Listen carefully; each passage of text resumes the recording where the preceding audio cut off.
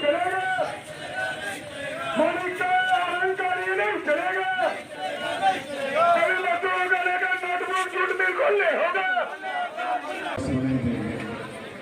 आज सारे हिंदुस्तान को लोग एक परेशानी में मुसीबत में पड़ गए, क्योंकि हमारे राज्यों में जो सरकार है, केंद्र में जो सरकार है, दोनों में हम कोई फर्क नहीं दिखता है।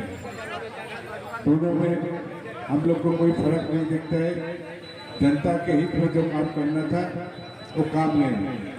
दोनों का एक ही मोटो है, एक ही उद्देश्य है कि हम लोग गुंडागर्दी करके भी कांग्रेस को यहाँ आने नहीं देगा, वाम मोर्चा को नहीं आने देगा।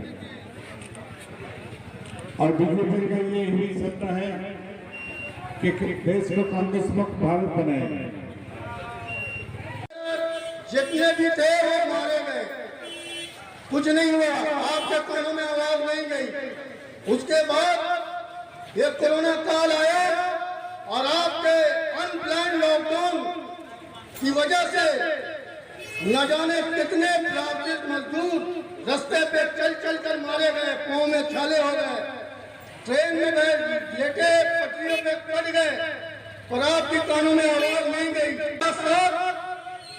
ये हमारी स्टेट की सरकार ममता बनर्जी जो इस सरकार में है, यहाँ पे कोई भी इंफ्रास्ट्रक्चर नहीं है, कोई भी रोजगार का जरिया नहीं है।